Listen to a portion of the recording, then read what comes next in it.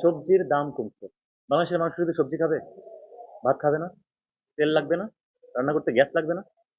এখন আপনি VAT বাড়াচ্ছেন, VAT বাড়ান, ওই পণ্যটাই বাড়ান যারা ওই পণ্যটার ক্রেতা আছে এবং ওই পণ্যটার যে মূল্য সেটা পরিশোধ করতে পারে, ওই পণ্যটা বাড়ান। কিন্তু যেটা দিয়ে আসলে আমার বাংলাদেশের যে খেটে খাওয়া মানুষ, খেটে খাওয়া যে শ্রেণী আছে, শ্রমিক শ্রেণী আছে, তারা যে পণ্যটা খেয়ে বেঁচে থাকে, সেই পণ্যটার দামটা বাড়ায় না, কিন্তু এটা ভ্যাটটা বাড়ায় না, ভ্যাট বাড়ানোর সাথে সাথে দামটা বেড়ে যায়।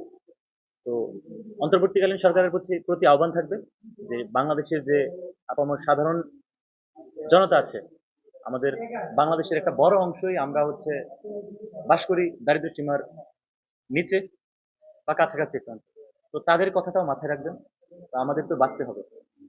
এভাবে আসলে ভ্যাট বাড়ানোর ক্ষেত্রেও কোনটা আজকের বাস্তবতায়, আজকের বাংলাদেশে, 24-এর বর্তমান বাংলাদেশে কোনটা বাড়ানো যায়, কোনটা বাড়ানো যায় না, এটাকে খুব সুন্দর করে প্র্যাকটিক্যাল নলেজ নিয়ে আপনারা বাড়িয়ে, এটাই হচ্ছে আপনাদের প্রতি আহ্বান। আজকে স্বৈরাচার পতন আন্দোলনের পরবর্তী বাংলাদেশে আছি আমরা।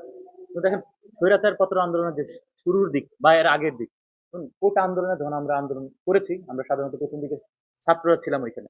কিন্তু পরবর্তী সময়ে দেখা গিয়েছে আমাদের সাথে বাংলাদেশের সাধারণ জনগণ, খেটে খাওয়া মানুষ থেকে শুরু করে, রিক্সা চালক থেকে শুরু করে, এখানে আস্তে আস্তে জনগণ সম্পৃক্ত হতে শুরু করেছে। জনগণ প্রাথমিকভাবে কয়েকটা বিষয়কে, মানে তারা হচ্ছে পূর্ববর্তী যে ফ্যাসিস্ট সরকার ছিল, স্বৈরাচার সরকার ছিল, তাদের উপর জনগণের কয়েকটা ক্ষোভ ছিল।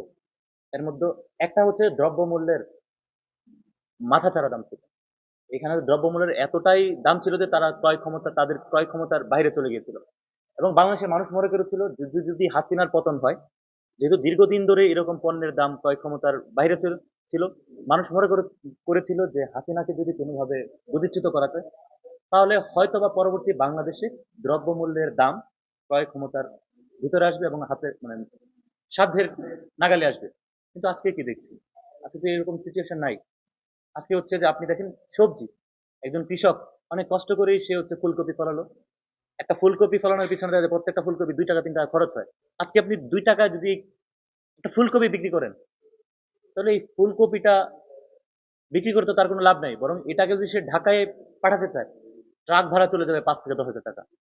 আপনি 5,000 ফুলকপি 10,000 টাকায় পাঠাবেন, আর ওদিকে ট্রাক ভাড়া দিবেন 20,000 টাকা। দেখেন, অনেক পত্র পত্রিকায় আমরা দেখেছি যে আটানায় ফুলকপি বিক্রি হচ্ছে, এবং যেটা কৃষক সহ্য করতে পারছে না, ক্ষেত্র বিশেষে দেখা যাচ্ছে কৃষক তার নিজের খেতে গিয়ে ফুলকপি পা দিয়ে নষ্ট করে ফেলছে। আমরা তো আসলে এরকম চাচ্ছিলাম না, এবং কৃষকও এরকম চায় না। অন্তর্বর্তীকালীন সরকারের প্রতি আহ্বান থাকবে, আপনারা শুধু সবজির প্রতি নজর দিবেন না, আপনারা নজর দেন সকল কিছুর উপর।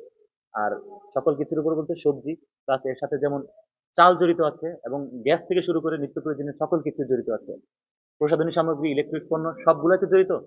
তো আপনারা আসলে এরকম কিছু করুন যাতে আমার কৃষকও মারা না যায়, এবং যারা হচ্ছে এটার ক্রেতা আছে, তারাও যেন উচ্চ দামের কারণে কোনোভাবে ব্যথিত না হয়।